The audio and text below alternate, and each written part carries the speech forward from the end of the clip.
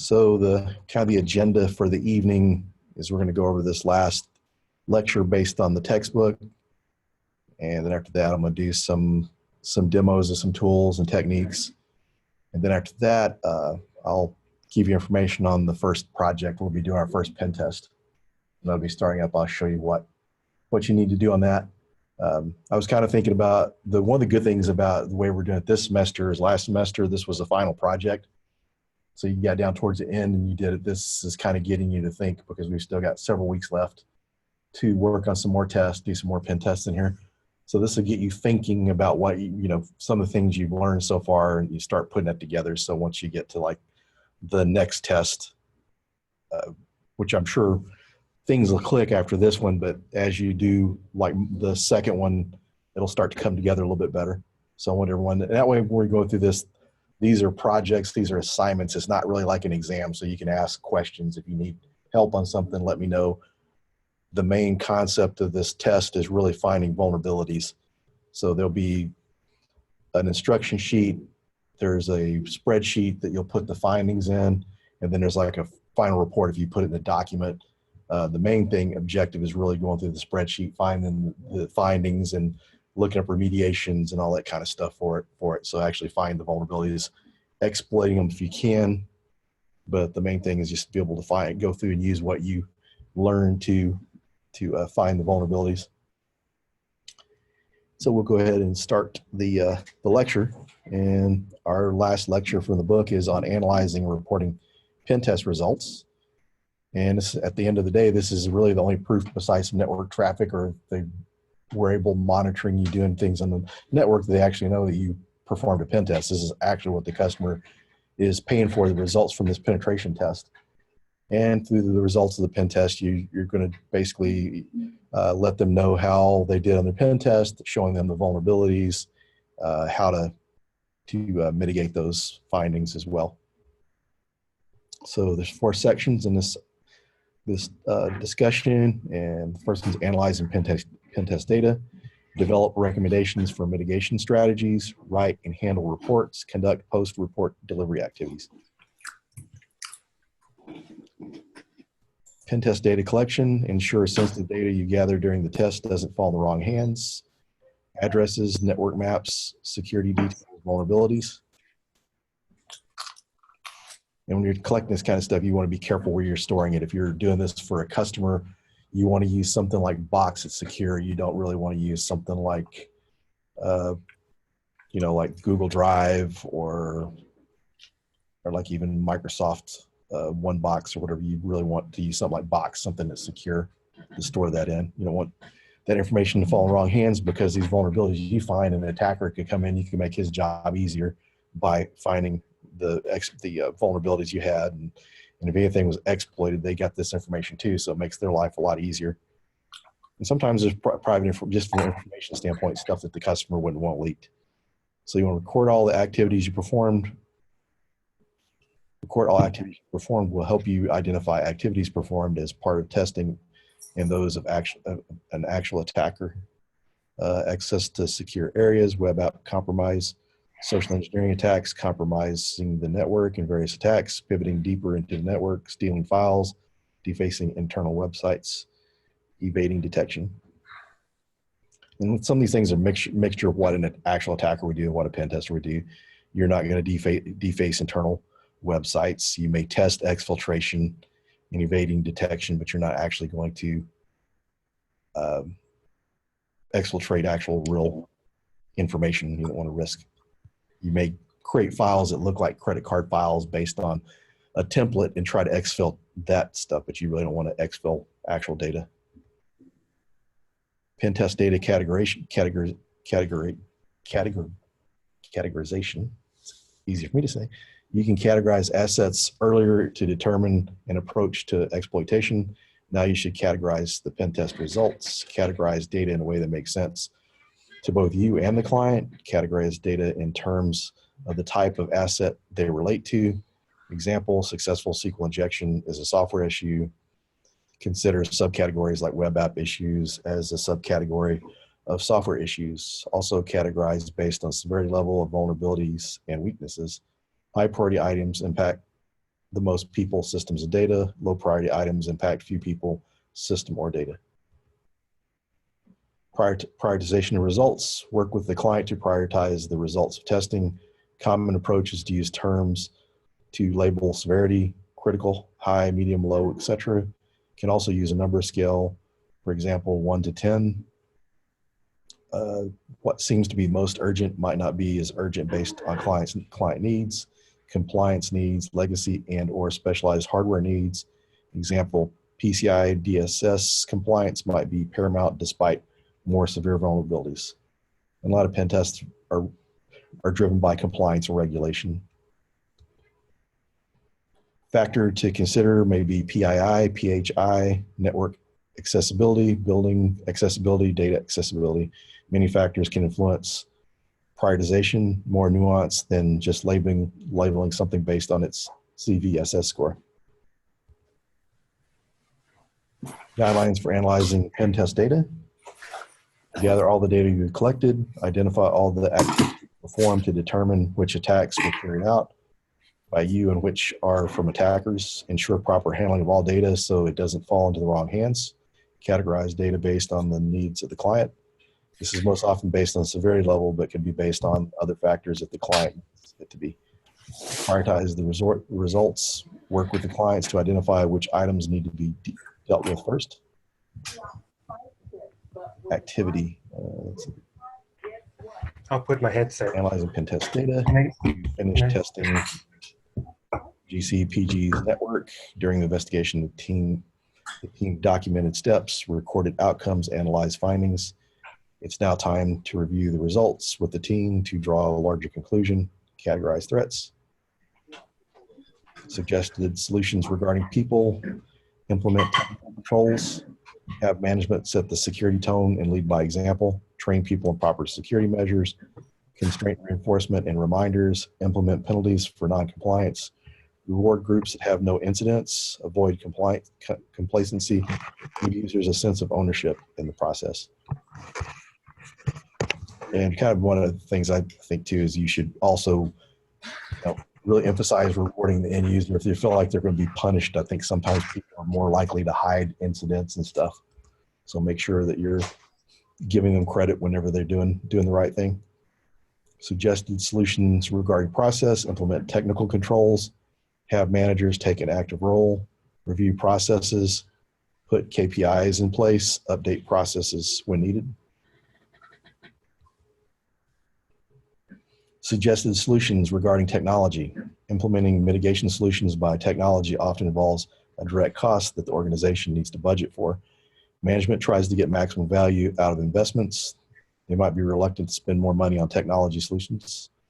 Mitigation strategies and techniques include have IT run monthly vulnerability scans, have annual security audits and pen tests, have KPIs that management can use at a glance to see security effectiveness of new technology, follow the 80-20 rule in risk reduction.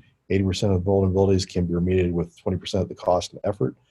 Implement layers of security, each targeting at least 80% of the coverage.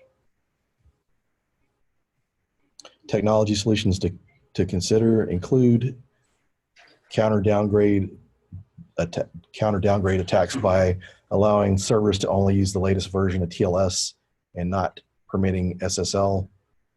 To counter SSL strip, configure servers to use HSTS. To counter ARP poisoning, write static ARP tables to implementing IDS. Yeah, these first two items are related to like certificates and SSL. So downgrading attacks would be like Poodle or something where you're able to negotiate the certificate down to lower encryption level. So you're able to downgrade to something that's exploitable. And HSTS, if you're not aware, that's where you're forcing HTTPS. So that way, that's the only way to connect to the site. That way you can't get around that. And that's usually managed through the HTTP headers. People, processes, and technology. Balance technology with processes and people. Consider ease of use against the need for security. If security procedure is too complicated, users will find ways to bypass it. Password cracking is often due to people, process, and technology problems in concert. Password policy is written only, not implemented in technology. Passwords are too simple, are easy to crack. Passwords that are too complicated are often written down.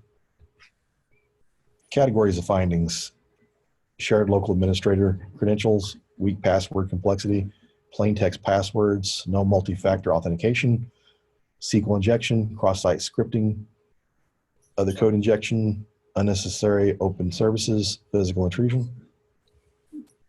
End user training, cybersecurity training for all employees.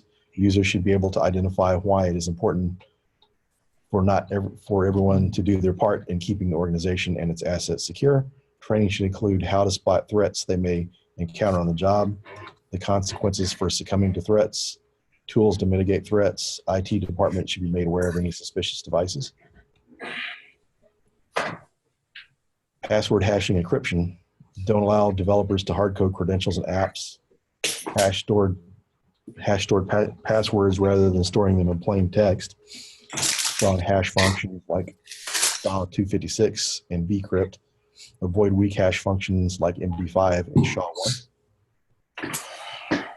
Use network access protocols that encrypt passwords in transit. SSH instead of Telnet, HTTPS instead of HTTP, FTPS instead of FTP, etc. Ensure network access protocols are using strong ciphers like AES-256 and RC6. Avoid network access protocols that use weak ciphers like DES or triple DES. Disallow services that allow cryptographic protocols to be negotiated down. Ensure security solutions can monitor and manage unencrypted traffic in the network. Multi-factor authentication. Relatively affordable for organizations, feasible for even smaller businesses to adopt, useful in circumstances where the user authenticates to a certain system that provides critical access to company resources, systems that provide access to PII, systems that provide access to personal activities, example, online banking. Even with password policies, users still use weak passwords, easy to guess, or easy to crack with the word list. Multi-factor authentication compensates for password weaknesses. Example, limited time security codes sent to user's phone over SMS, something you have. Factor, many people own smartphones or are issued to them by the employer. Other methods, smart cards, hardware tokens, key fobs, biometric fingerprint scan. Input sanitization. This process is stripping user-supplied input of unwanted, untrusted data so that the application can safely process that input. Most common approach to mitigating code injection, particularly cross-site scripting or SQL injection. Any form of that echoes input or stores, it should be sanitized. You should sanitize the data first. And that's something right there that would fix like most of your web application vulnerabilities right there, just by filtering, sanitizing the data that goes in first. Several tactics can be considered sanitization. Each has its own purpose and applies to different attacks. For cross-site scripting, escaping HTML is most effective. Prevent special characters from being processed by the browser. Also called encoding. Substitute special characters with entities. Become example. Greater than becomes @ or ampersand.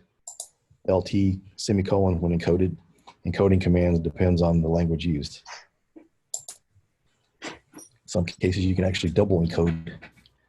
Input sanitization. Here's an example for PHP.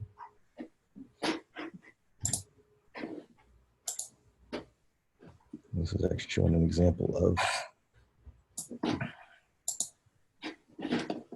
cross-site scripting. Example. Okay, so there's the encoding that should be preventing that. Encodes input to, so any instance of special characters are turned into entities. And so here's the example characters here, and sign, ampersand, double quote, single quote. greater than, less than signs, malicious strings turn into. So this is from that example before. So it's converting this where someone's tried to perform cross-site scripting. And so once you apply those filters, this is what comes out. So it won't run in the browser. Works in most cases, but not all. Doesn't work if app needs to accept HTML input. Uses language-based sanitization libraries.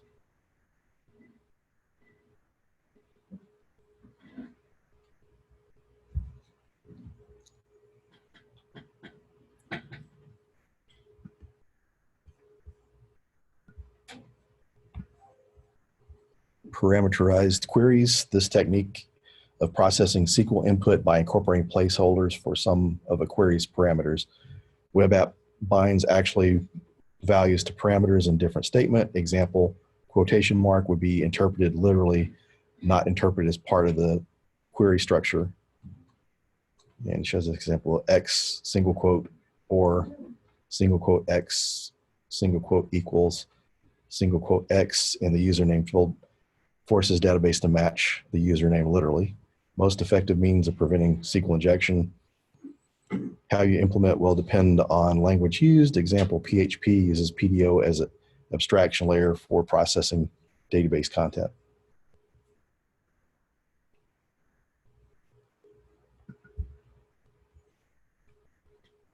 It shows another example of the parameterized queries. Insert into query as prepared, creating a template for database to parse. Parse template stored without executing. Input values are bound to each parameter and transmitted after query. Input values plugged into the template, preventing SQL injection. So it shows the prepared statements that they're talking about right here. System hardening. Harden hardware and software before adding it to the network. Assume that the hardware or software is unsafe. Research and identify any known issues. Perform testing, identify any additional vulnerabilities.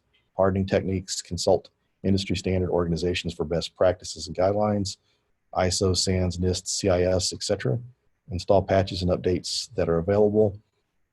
Incorporating patch and change management process. Ensure systems have firewalls, anti-malware solutions. Ensure firewalls are configured to uphold the least privilege. Disable unneeded ports and services. Uninstall unneeded software. Segment hosts on the network. And also through this, you would run like an authenticated vulnerability scan against that system. That way you can detect anything that might have gotten missed during any of the updates or patches. Mobile device management. The process of tracking, controlling, and securing the organization's mobile infrastructure, usually web-based centralized platform, can enforce policies, manage apps, data, etc. on all devices in the network. Worthwhile investment for organizations whose mobile infrastructure is a risk. Common features, push out updates to devices, enrolling authenticating devices, enforcing a security policy layer on devices, locating devices, configuring devices with access control profiles, sending out push notifications to devices, enabling devices to use remote access, enable remote lock/wipe, constructing encrypted containers on devices which keeps data sensitive. Software development. Security should not be an afterthought for software, whether developed in-house or by a third party. Security should be an active component of the development process, not something applied relative when issues arise. Follow a SDLC, focus on design, development, and maintenance of software. Passes through several phases. Security should be incorporated each phase. Example, testing phase should include fuzzing techniques, identify faults in the app, done before pushing app into production. SDLC ensures there are no gaps in software security at any point, from beginning phases all the way to the end. It shows kind of a diagram of a secure software development lifecycle.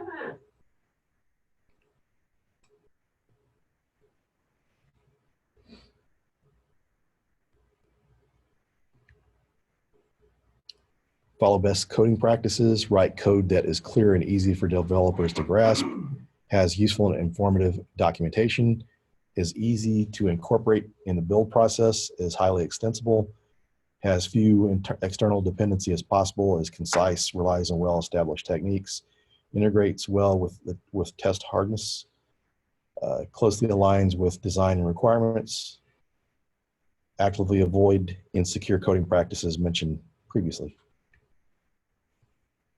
Guidelines for developing recommendations for mitigation strategies. Consider mitigation in terms of people, process, technology.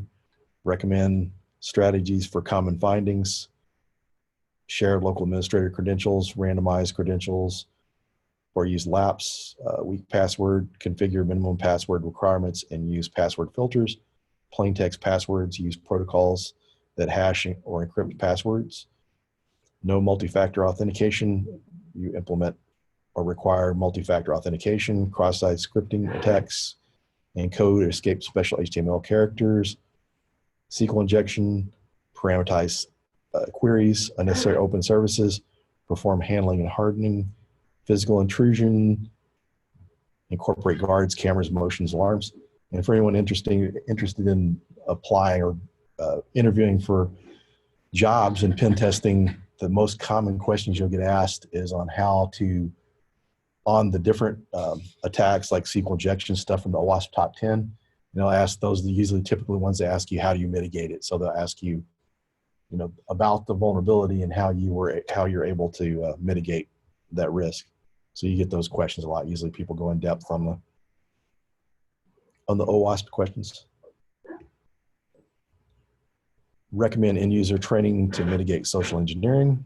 Recommend system hardening techniques to secure hosts. Recommend MDM solutions for mobile infrastructure security. Recommend SDLC and best coding practices for secure software development. Recommending mitigation strategies. Your report must include more than findings. You need to offer suggestions. They had you test their systems, so the problems could be fixed, not just identified. You'll need to give them recommendations on how to mitigate risks. You'll include mitigations in your report. Data normalization, the process of reducing redundancy and increasing integrity to create a cohesive set of data. A term usually associated with databases can also be applied to pen test reports, can be stored in a database, a text document, etc., as agreed upon with the client. Reduce redundancy and increase integrity no matter the format. Example, consolidate data from disparate sources that describes the same event, reduces confusion. Reports are likely to be used by a variety of audiences. They all need to be able to understand your findings and recommendations. Board members might only get the executive summary and some high-level data. End users might only get information that pertains to their job. Administrators might get highly technical information. Normalize data and reports to make it clear to the target audience. Minimize noise in the report. And the report structure. Executive summary, methodology, findings, remediation, metrics and measures, risk rating, conclusion, and supporting evidence. And here shows you like a risk chart here, like on the likelihood versus impact. A lot of times this is included on a report, not only the actual risk, but also the risk impact and likelihood. Risk appetite, the amount of type of potential vulnerabilities and threats that the organization is willing to tolerate and endure. Organization needs to balance how much risk it's willing to endure, how much it would cost to mitigate the risk, how difficult it would be to implement mitigation strategies. Key stakeholders determine risk appetite by answering questions. What losses would be catastrophic to the organization? What assets can be available and still enable the client to function, and for how long? What must be available at all times and cannot be made publicly accessible? Might circumstances result in personal harm to any stakeholders? Pentest report should account for your risk appetite, determine the level of risk of vulnerability, probability times impact, compare the results to the client's appetite, will help client better understand the impact of risks. Report storage, you and client must allow the report to, must not allow the report to fall in wrong hands, contains highly detailed information about the vulnerabilities, contains other sensitive data, store reports on a secure server, don't pass the report via external drives, implement access controls on the file system. Only appropriate personnel should be able to view the report. Some parts need to be available to different personnel. Some pieces of parts in a repository, apply granularity access control to repository, encrypt reports in storage, determine storage time for report, implement document control measures, a cover page, document properties, version control information. Something else you also want to do in your reports is if you were to crack a password or password hash, then you'll want to obscure, redact that document, have clear passwords in there. You want to make sure that's redacted, so that way if someone was to oversee the document, they wouldn't be able to use those passwords. So just kind of let them know the accounts, but you would kind of obfuscate the hash or the password, so it's not easily readable and reused. Report handling, maintain confidentiality of the report and their contents, maintain the integrity of reports and their contents, ensure reports are always available to the relevant audience, ensure reports are secure in transit across the network, minimize transmission of reports across the public network like the internet, ensure reports are secure in storage, protect reports and their contents from accidental disclosure, maintain audit logs for users accessing the reports, maintain a chain of custody when transferring ownership of reports, maintain version control for changes to reports.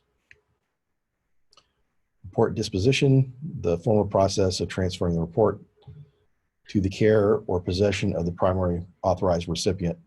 You are giving the report to the client. At this point, the client becomes responsible for the report and its contents.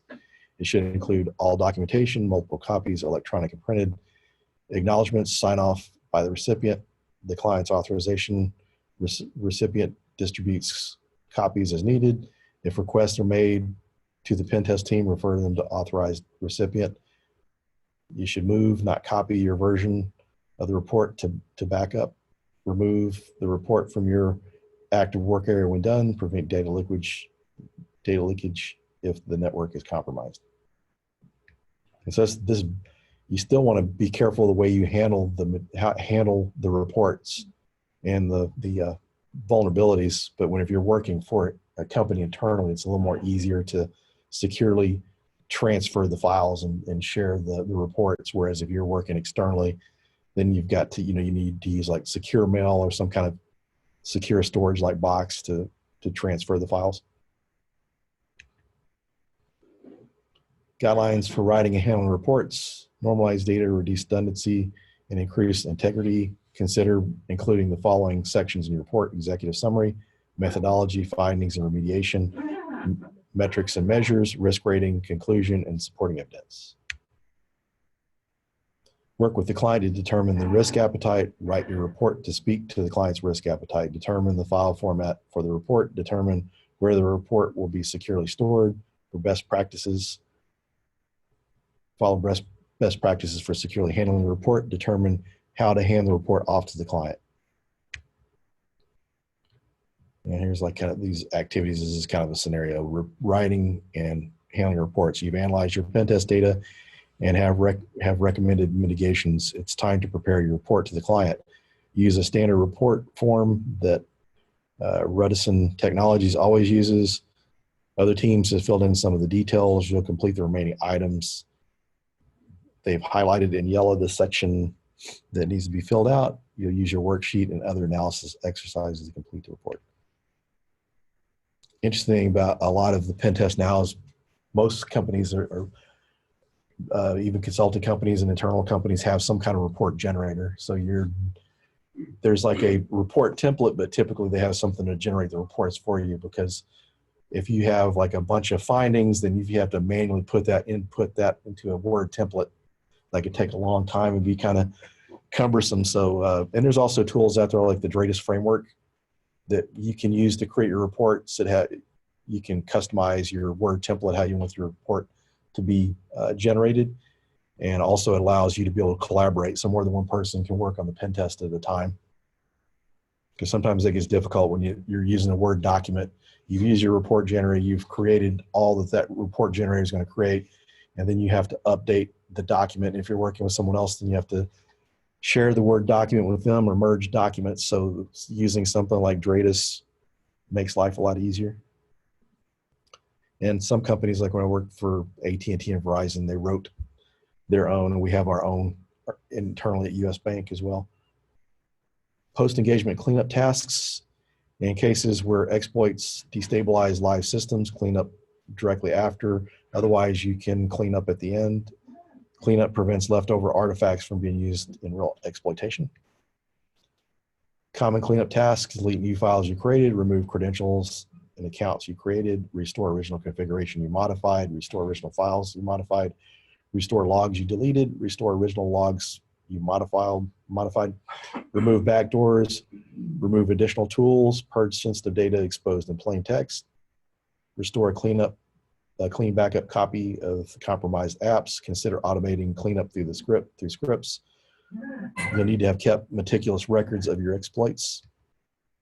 Removal of credentials, remove credentials, shells, tools is not always a simple task. Exploits might be deeply embedded into target systems.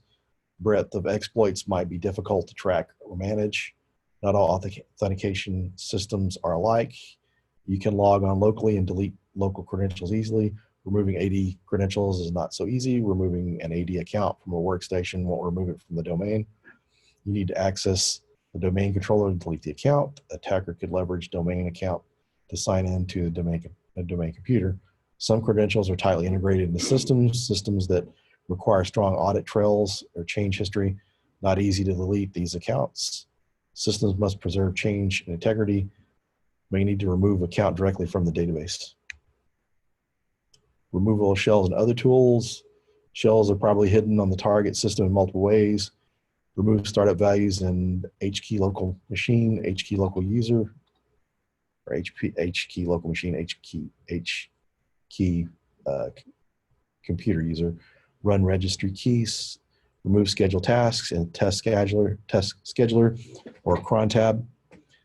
Shell might not be currently running, but laying dormant. Remove netcat or other backdoor binaries. Remove other tools and enable compromise, payloads, keyloggers, scanners, etc. Some loaded in memory are automatically removed on reboot. Some require manual uninstallation. Shred whenever possible. Avoid collateral damage. Only remove test accounts, not legitimate user accounts. Don't remove tools and software that are crucial to system operations. Leave target systems in a state you found them. Client acceptance. After finishing the test and writing the report, plan to discuss with the client. You'll need to get confirmation from the client that the test is complete. The report's findings are accurate. Use the meeting to discuss details with the client. Anything that needs to be clarified, changed in the report. Gaining client's acceptance is paramount importance. They won't be satisfied just because you read the report. Client must be convinced the test was worthwhile from a business standpoint. Test must have truly met objectives set out in planning phase. Examples, CBA of implementing recommended mitigations. Lies too, you really want, part of the reason to really document your pen test too is whenever you're discussing this report, sometimes it's a matter of, the administrator can't believe this is insecure this way, or either I've seen cases where people just don't want to have to remediate it and they'll do whatever they can to get those vulnerabilities off the report. So be prepared with evidence to back it up. You want your screenshots, explain the dangers of these risks, the risks of these vulnerabilities, because some cases they're thinking, oh, this is minor or whatever. There could be situations to where it's more a risky vulnerability than normal. So you really need to be able to understand, back up your report with evidence, because a lot of times, and sometimes they're just doing their due diligence to make sure that they're not getting false positives. So they want to make sure what you did was correct and you have evidence to back it up. Client may wish to assess how closely tests adhere to established scope. Client may benefit from better understanding your testing methodologies. Client may voice concerns about how test was handled. You must work with client to address their concerns, must prove that the test was conducted in their best interest. Attestation of Findings. Attestation, the process of providing evidence that the findings detailed in the Pentest report are true. You're attesting that you believe the information in the report is authentic. The most significant component of gaining client acceptance. Client must believe that you say about their business is accurate. Many organizations won't just trust your word. Even if you gain good reputation, you must be prepared to prove your claims. Proof can come in many forms, depends on what's being proven. Example, exfiltrating sensitive data on a server as proof of compromise, giving client a live demonstration of connecting to a reverse shell backdoor, showing the client packet capture containing plain text data in transit. Thresholds of evidence differ between organizations. Some might be content with screenshots of compromise. You must communicate with the client to identify their needs. Lessons learned. You should identify lessons learned during the project. Debrief with the Pentest team. You'll likely uncover what did or did not work in the test. What you learn will influence future tests. Primary goal of a LLR, AAR is to improve your process tools. Failing to learn your lessons can lead to repeating the same mistakes, insufficient use of time, inaccurate findings and conclusions, hard time of gaining client acceptance. Ask and answer the following questions. What about the test went well? What about the test didn't go well or didn't go as planned? What can the team do to improve itself for future client engagements? What new vulnerabilities, exploits did you learn about? Do you need to change your approach for testing methodology? How will you remediate any issues that you identified?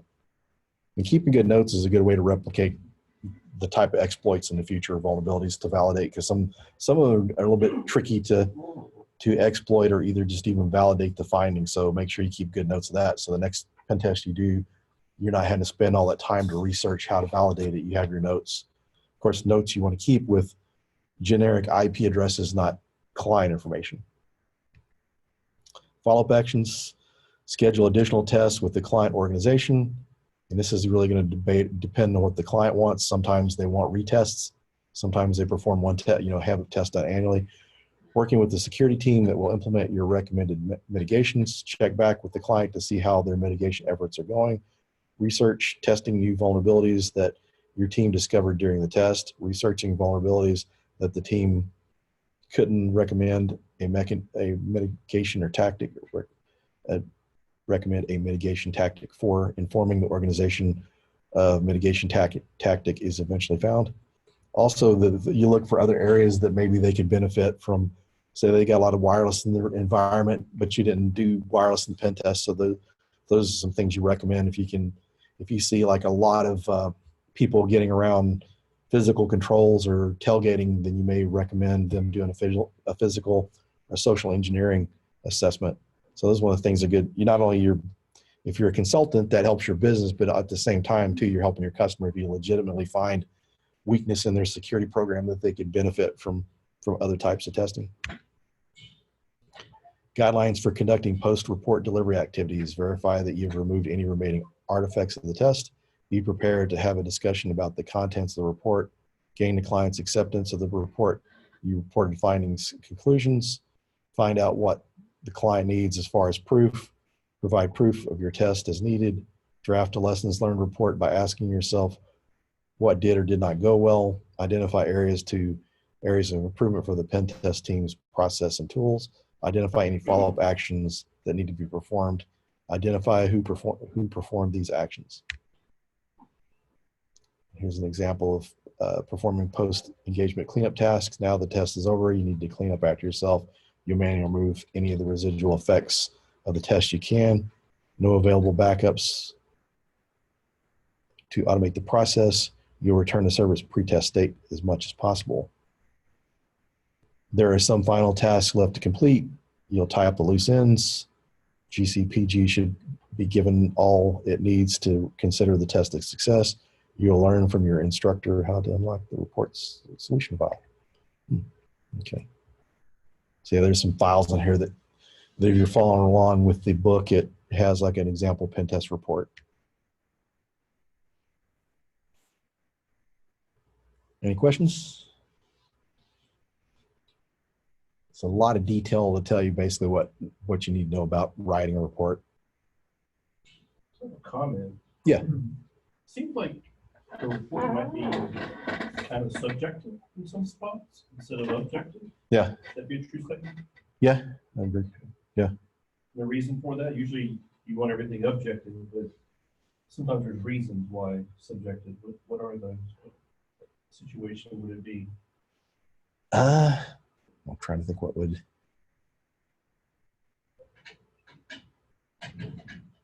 I'm trying to think what.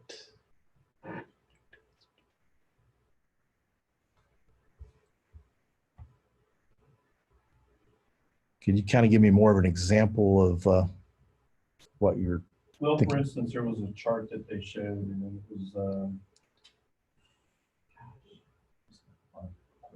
Was it some of the stuff based on the risks? Low, moderate, high. It seemed like it was, so it was risk rating. That's what it was called. Okay. Where do those numbers come from, or are they? Do you just pull them out of the air and fill them on paper as you see them? Or? If they don't have something in place, then you would get information from like NIST or some other organizations on how they would consider those type of risk, but this should be defined by them and like maybe their internal risk group as far as what they normal in the industry. Yeah. But a lot of places, a lot of consulting companies already have their own defined method. Yeah. Okay. So like anywhere I worked at as a consultant, we had our own defined. That can change. And there's been some cases where you'll do pen tests for a customer and they may have like a different report format, or they may want things, report in a different way. I've had people that just wanted a spreadsheet with the findings and stuff. They didn't care about an executive summary because they just wanted the basic information as quick as they could. But yeah, most of the risk ratings and stuff are just based on like likelihood of it happening and the impact of the risk is how they usually formulate that risk. But just like this listed there. And like some of the pen test reports will have like the actual high, and then they'll give like a business risk, and then also like a technical risk that are based on the probability and impact.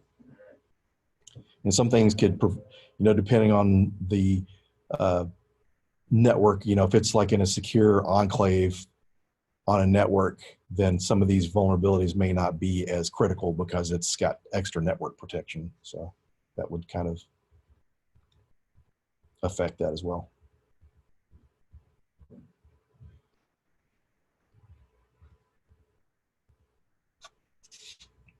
Anyone else have any questions or comments? The reporting is always the least favorite part for most people, but after, I don't know, for a while, I actually got to where I kind of like doing reports. And you kind of get used to it. It's kind of a pain at first. When you're doing your executive summary, this is really what you're addressing for management to understand. The people that are less technical, that way they can get benefit out of it, and they don't have to know the details. That you can tell them, like you generalize things like if it's SSL, TLS, or some encryption, then you tell it's related to encryption. You don't have to go into the exact vulnerabilities. So that executive summary will only give you like that particular information, not in depth. But then once you get more of the technical report, then that's made more for the technical people. And do you have a sample or something that you can know, or template or something that you know? Let me see what we can. There's some documents that came with that, but I'm trying to see if I can.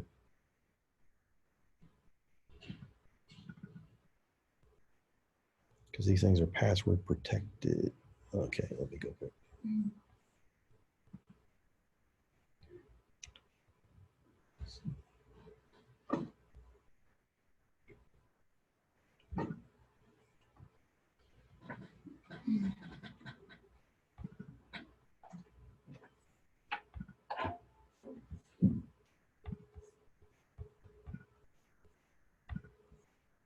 And that's one of the tough things about trying to find samples of reports out there. It's kind of hard to find. Well, it's hard to find templates.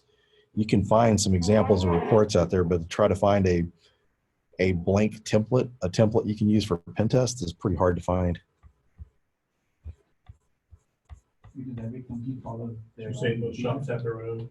Yeah, they have like, or a lot of people are using report generators. They have at least a template, but most companies are using some kind of report generator, something that they've built themselves or got like Dratus framework. There's one called Faraday that, and Dratus used to be installed by default on Kali Linux, or there's at least an install for it.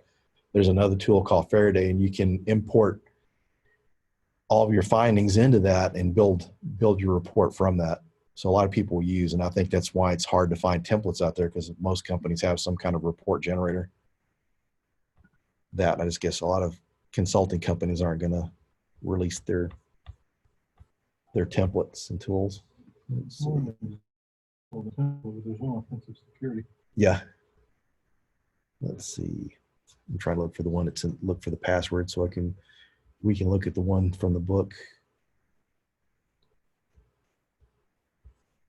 They don't give it to you in a student book because the lab's in here.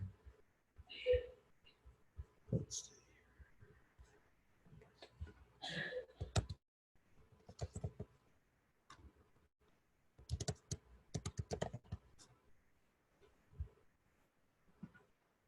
Okay.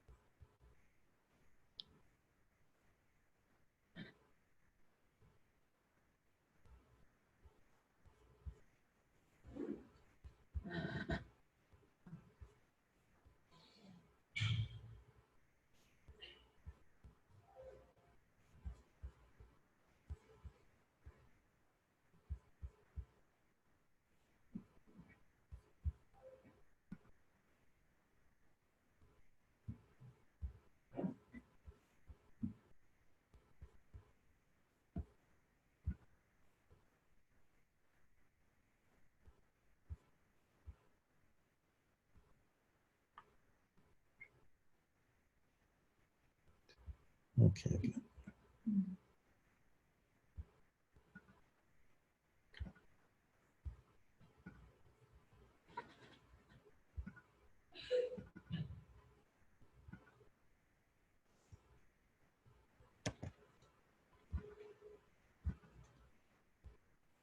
Okay.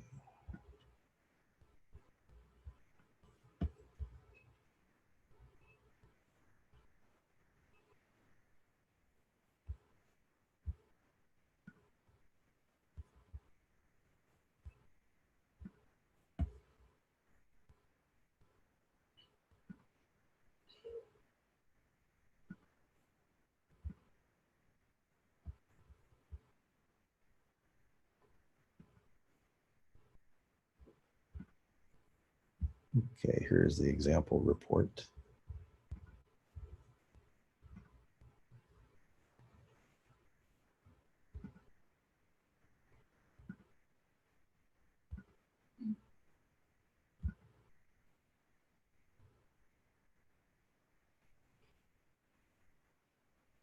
Here you can see document details, name of the company, date, classification. So they have a classification. And then the recipients, this is the person that will be receiving the pen test report. And it shows the document history. So it shows the initial draft, and then it's been revised as it's version 1.1. And it shows accompanying files. And here it shows stuff from like the open source intelligence gathering. They have like the vulnerability scan results. And this is kind of interesting. A lot of cases I've never seen anyone giving the actual scan results. Usually the scan results are listed in the tables of the report, but here they actually give attachments of the different vulnerability scans. And here's the executive summary. And this kind of gives you the background. So this is talking about the company. This is pretty much similar to a lot of tests where they talk about that they contacted this company to do the pen test for them, and then the purpose was to determine vulnerabilities in networks, websites, computer equipment. Some cases, this was for PCI, would have listed in there for what compliance reason approach, and this was taken from a black box perspective. So there's zero knowledge about the network operations, and so it shows the steps of the test that they went through. And sometimes the approach is listed in the back of is using an appendix, that they have the steps followed in some of the tools used. And here you see the scope. The test was restricted to the following scope: any computer or system equipment with the network. So tools used. Shows the version of Kali Linux that they're using. A web browser. This is pretty in-depth list of tools. Key findings.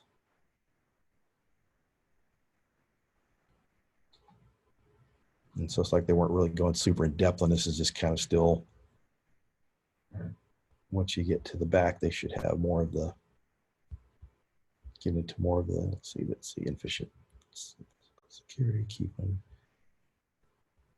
Let me see what they have further back here. Here's some screenshots.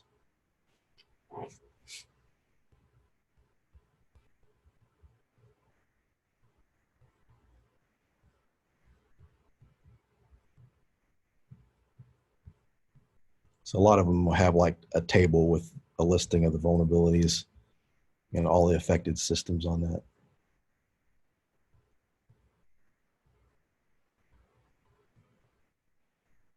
I'm sure there is some privacy level on this document, right? Excuse me? There is some privacy level on this document. Yeah, they actually have it marked as I think sensitive or whatever. So yeah, so there's information on there. Yeah, that you definitely have to watch, because I mean this document goes through. You've got like the IP addresses and the exploits that they ran against the systems and all that. So.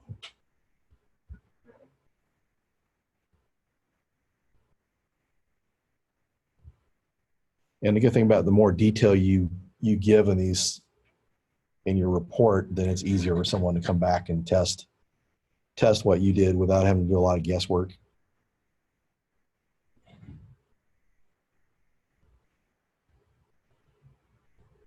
And so you can see here that they used a USB stick and they created the payload using MSF Venom.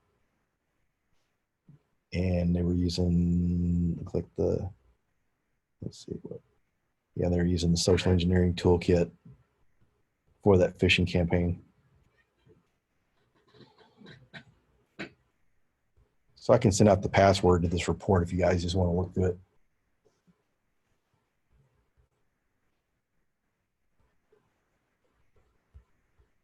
One of the interesting things I find about this textbook is it's pretty in depth. I mean, it covers a lot more detail, almost to a degree that the writers of this book, it's almost like they expect you to have experience in this. Yeah, that's what it looks like to me, because some of the stuff, I mean, it's a lot of information I couldn't imagine someone that hasn't done this. I mean, if you had technology experience, yeah, you could go somewhere and take this, but this is normally like a a 5-day class. So you would go somewhere, you pay some of these training companies, and this would be like 5 days. You get through this in 5 days, which is a pretty quick amount of time to do that. And I think if you did that, you'd really need some kind of experience in it. But it's good information, and most of the stuff is fairly new. But I can send out the passwords to those files so you can go through and check those out.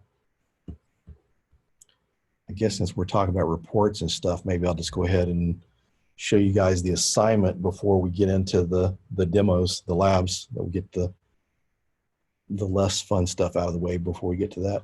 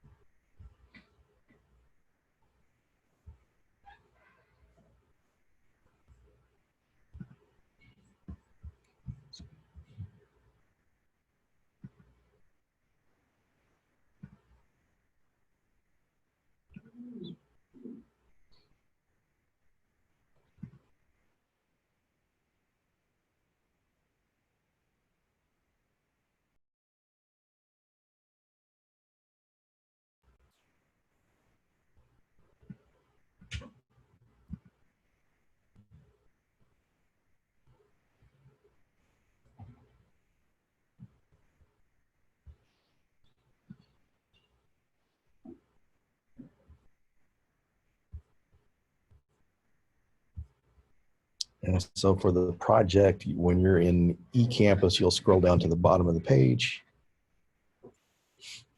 And the instructions will be contained in the Pentest, let's see, Pentest project document.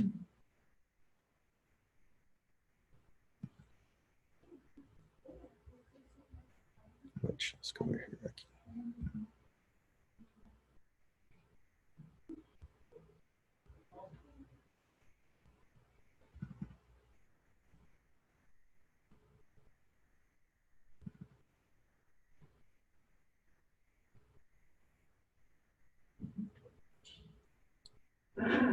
And I haven't checked the semester to see if you can actually get to, has anyone tried to see if they could get to Gmail or something through in the lab?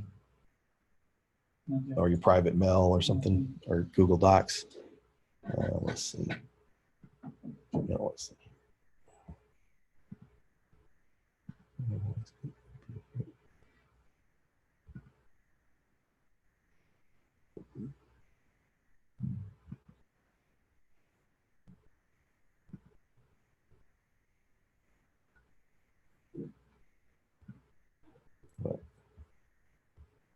This is lab box, so lab machine, we all have to scale to put in password. What's that? You have to scale to put our password in. Put the passwords the in. lab machine. That's what you want, right? That's what you ask? What's that now? We can access the Gmail through those machines? Yeah. Yeah, that way, because that way you can keep notes. And some of the stuff was, okay. So here's the details about the class project. And so you're going to use, when you log in, you're going to use this, the ethical hacking lab, that top one. And in case if you're having problems getting to Google Drive or Gmail, if you go in and change the resolve.conf file, you can set that to, because the current IP address is pointing to one of the firewall. It's got the DNS server set up on that.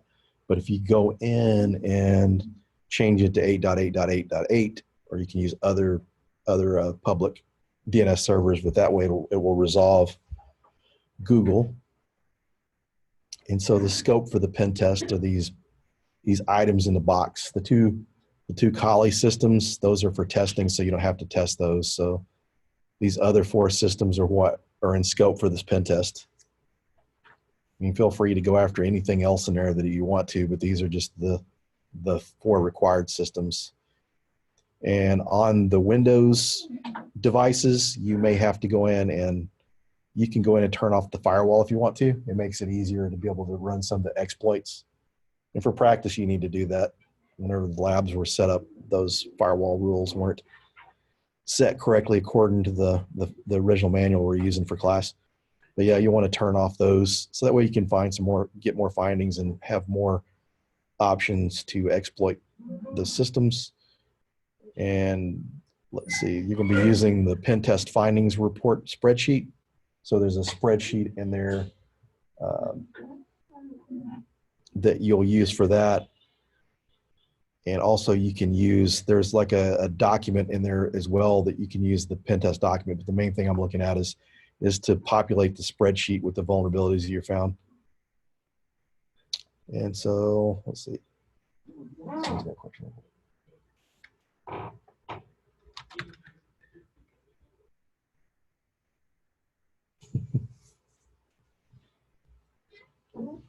Okay, so the instructions, you will begin scanning in your scope targets with Nmap and Nessus. You'll document the IP, host name, operating system, servers, software discovered during the versions, adding the discovered information into the spreadsheet. It says attached above. This is modified because this used to be on Google Docs, but there is a spreadsheet in there for the findings. There's a Word document and a spreadsheet. So basically you want to document that. And for the vulnerability scanning, here's a little tip here. Use the basic network scan within Nessus and make sure you scan all 65K ports. This will make sure you find something that's not hidden there. And it says export the results into a PDF and save it to Google Drive. So you can save that off so that way you've got your report after the fact. So you don't have to go back and rescan each time. That's what I would probably do at first. Make sure you got all your scans done, saved to the side, and you can always go back and work on that later, and always remember that you're going to have to disable the firewalls each time you go in. And once you discover those vulnerabilities, try to go see if you can validate or exploit those vulnerabilities. But the main point here is have you try to find the vulnerabilities. And let's see here.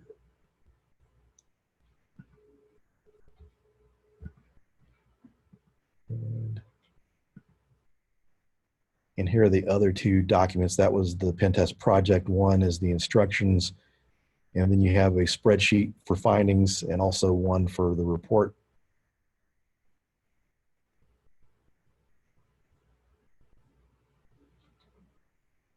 And you'll just want to go out, you just need to go ahead and populate this, put the IP address, host name, open ports that you find, software services, and list the versions, operating system, the vulnerabilities, is it exploitable or not? If it is, put the exploit you used. So you want to keep documentation here, but this little spreadsheet, this is the main deliverable that I'm looking for. But if you want to go the extra mile and get, which I'd say after this, the next pen test, I would definitely look at doing that. The report we got is a pretty simple template to use. So it's just basically, this is the template that we're using for that report. So you just put your name and the date, and then your summary of findings, the issue name, risk score, and the CVSS score. And you can find those within Nessus. You can also look those up online. And this is like for an individual finding. So this is like an individual finding. You put the name of the finding, the risk score, the CVSS base score, CV references, and then you put your affected hosts here. The description here, and then the remediation. But the main thing I'm looking for on this one is the spreadsheet. If you get around to this is just something, a little extra work there that's good, be good experience.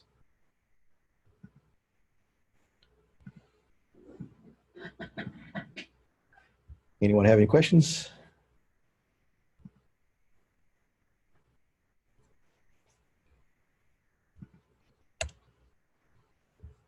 Could you repeat about the classes schedule you said?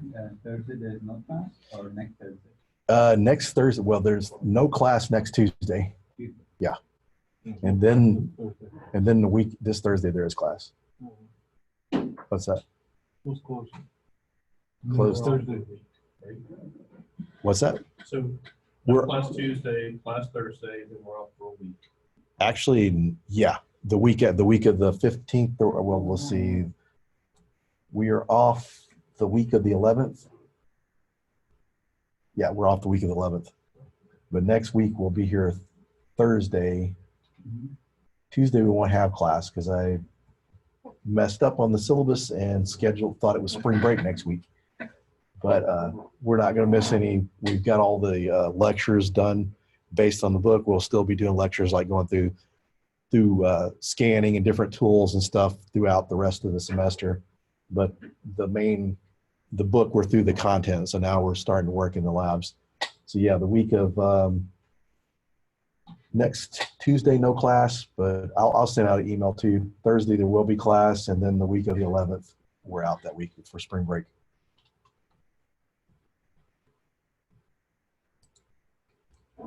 Okay.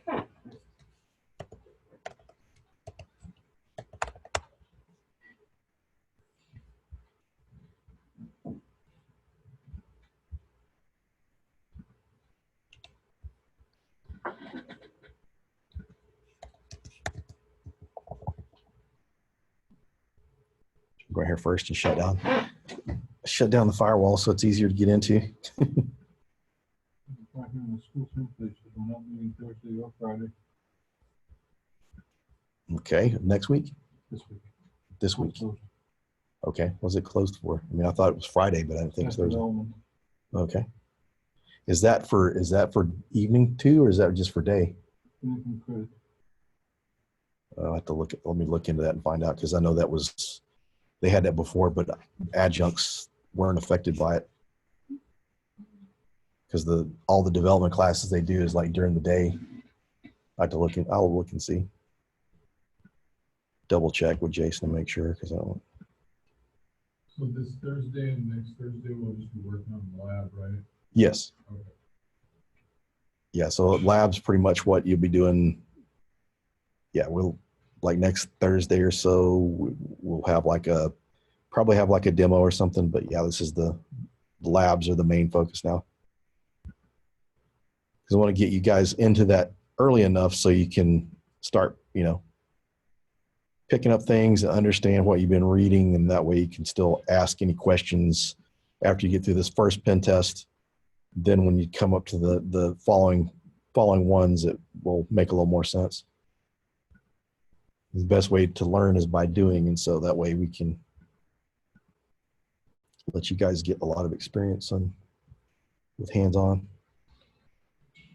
Because last semester, this is really doing the pen test is where it really put everything together for everyone.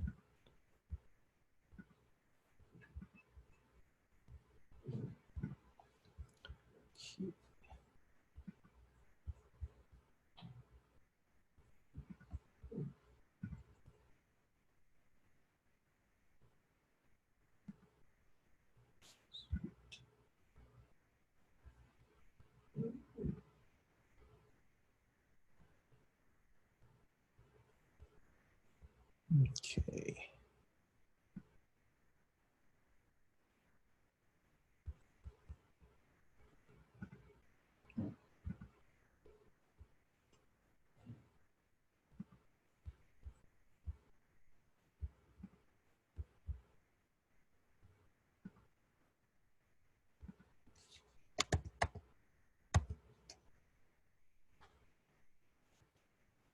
Just to kind of refresh everyone, because this is, if you're going to use the database and Metasploit, you'll have to do this every time you log into the system, and it's MSFDB init, and that initializes the database and connects it.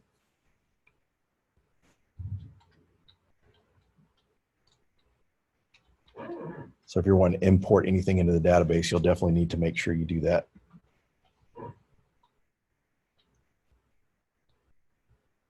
And so we're going to launch Metasploit. It's MSF console.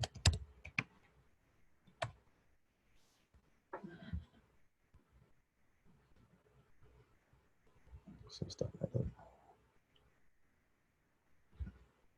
Yeah, we're going to do some play around a little bit with passing the hash tonight.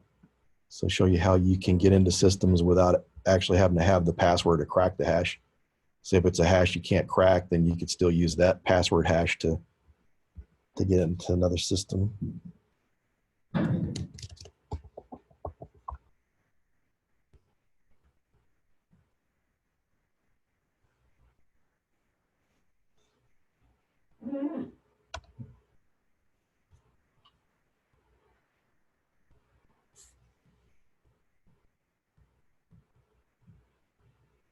And so we're going to start out with Metasploit here so we can get some password hashes to use for pass the hash.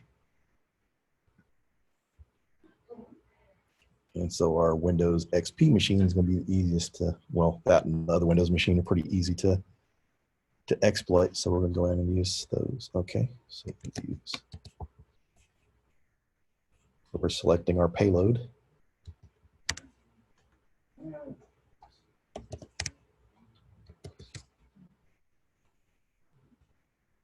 Okay, so we got our payload selected. So now we're going to need to set a, oh, we don't have our payload. We got our exploit. We have to set our payload.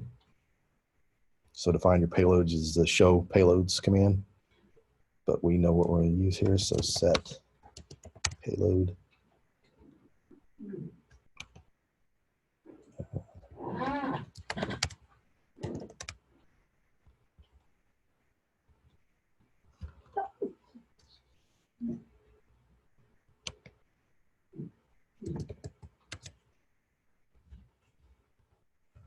Use Windows interpreter and reverse TCP.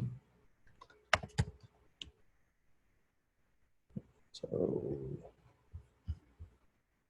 for the sake of time, I'm just going to go over here and look and see what the IP address is of the XP machine, which is .75. So we're going to set our host.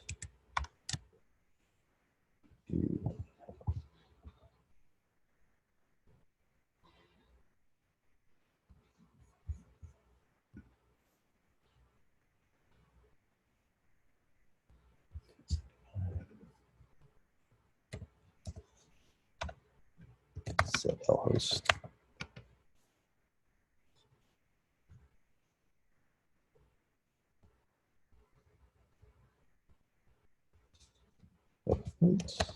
To launch our attack.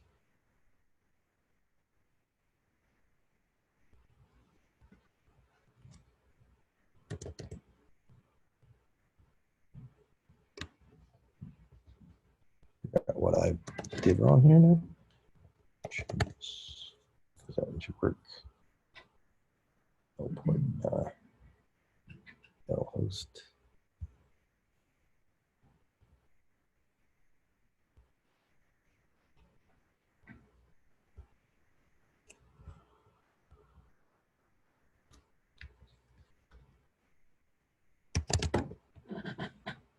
Target is visible. Okay.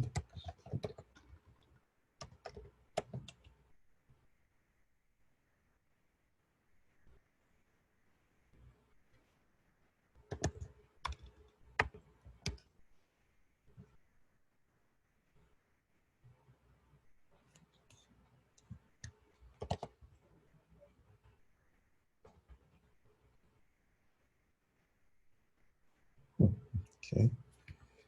It's kind of odd because I ran this earlier today and I guess I maybe had the wrong local wrong IP of the local hosts. That host. There we go. So we do like hash dump.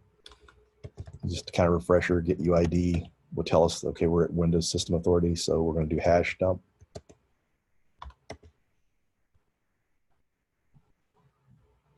And so we got like a couple, we got the administrator hash there. So we're going to copy and paste that into a file.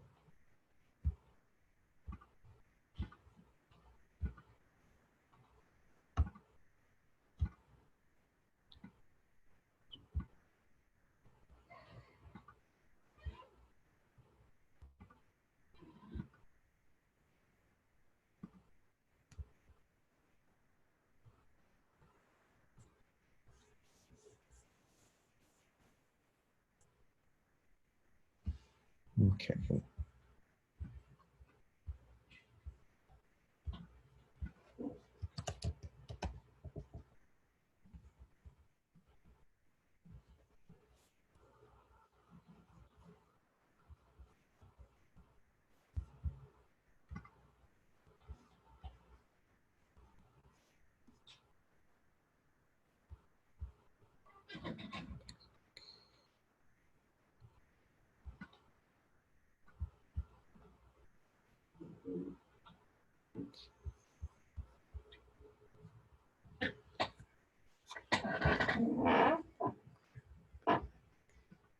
Okay.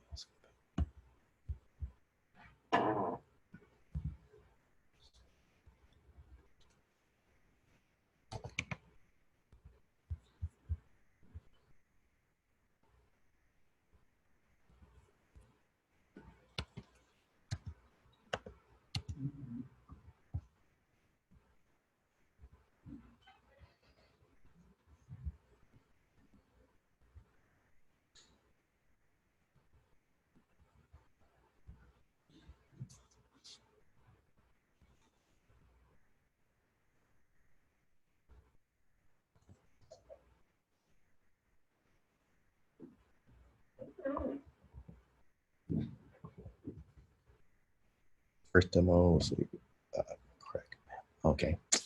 You have to I forgot I had to install this earlier when I was setting up the demo at home.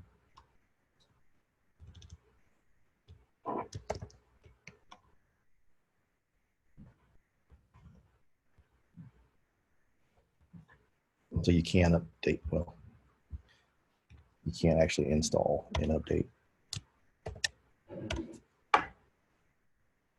What we're gonna do with this crack map exec is gonna demo passing the hash as well as checking a password.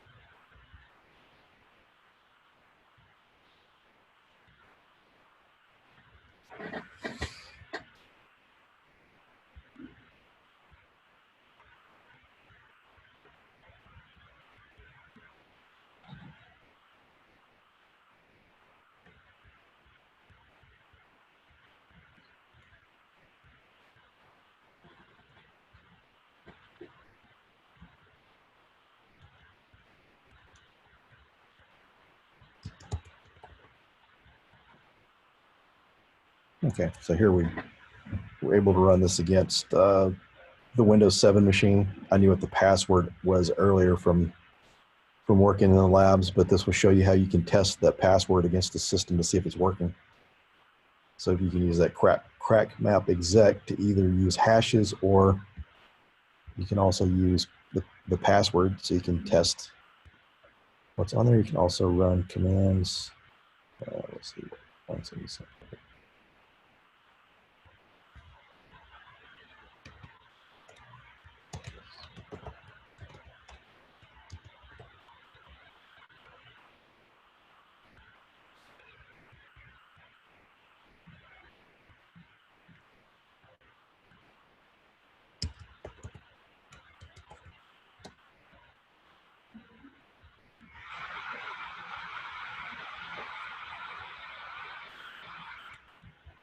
So if you want to test that across multiple systems to see if they have that same password, you just go ahead and change it from a single IP address to a subnet.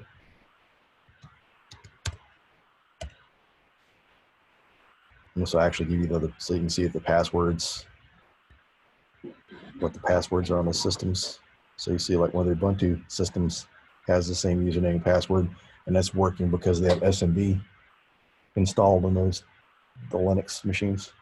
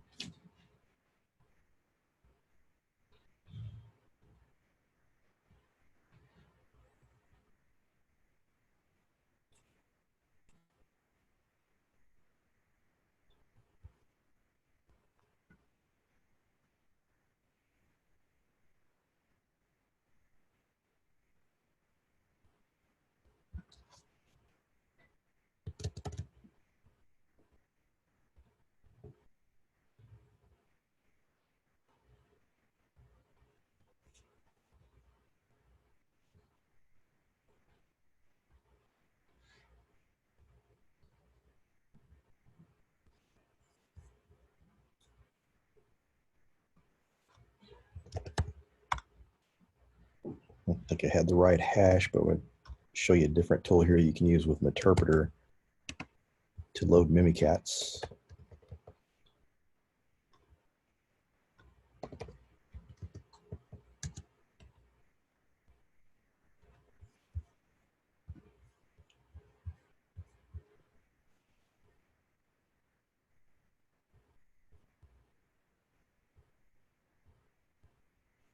So we want to dump the hashes. Use the MSV command so you can see you got the NTLM hashes as well as landman hashes, which are easier to crack. But you can see that, but if you type in Kerberos, it will dump the passwords for you. Should dump, well, it's not dumping them. Well, if this worked correctly, you should be able to see the passwords for over there.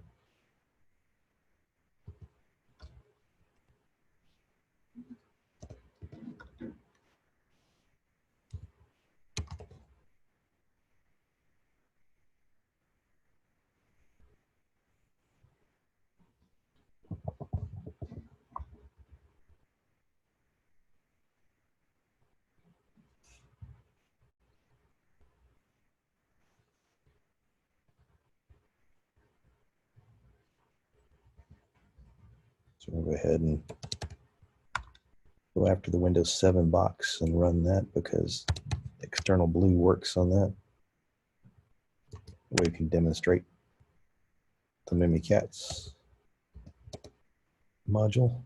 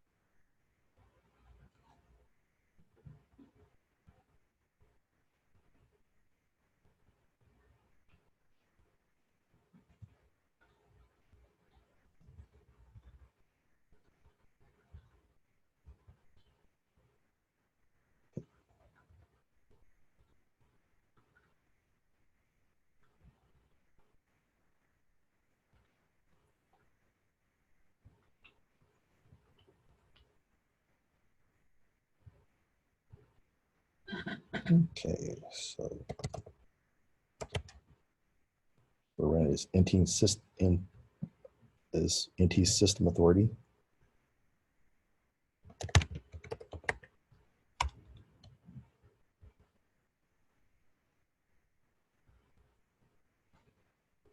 So we got Mimikatz loaded. Okay, then we're able to see the hashes there. So let's see if Kerberos works this time. Yep, and so you can see over here right hand side that we get the passwords from. You can see that the password's admin, or the username is admin, and the password is password.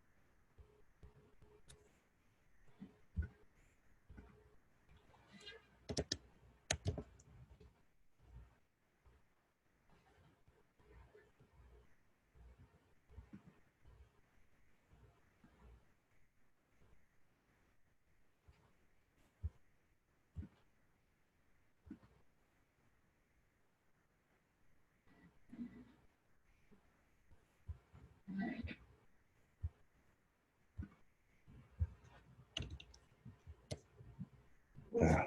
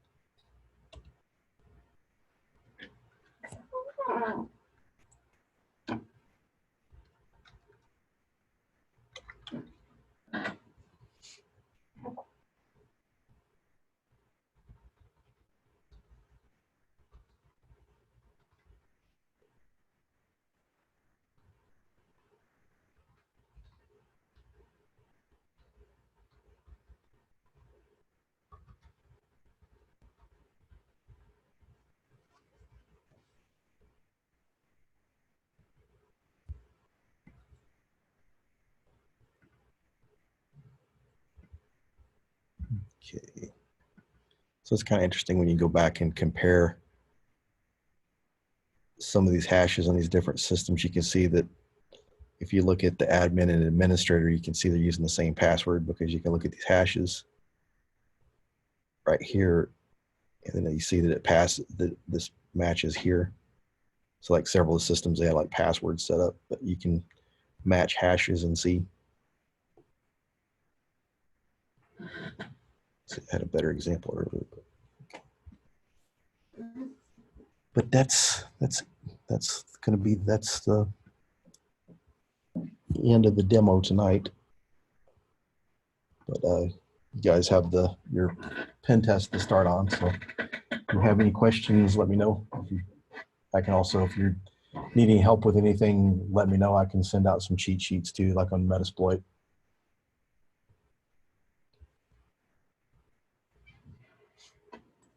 Date.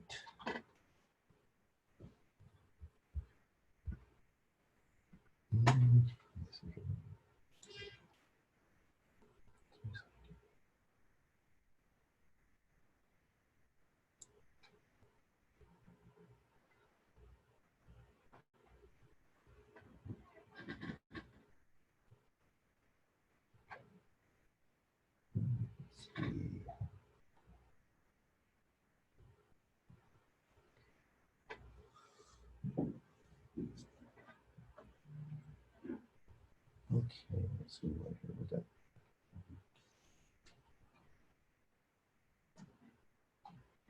So I'm going to say it will be due next Thursday, the 7th.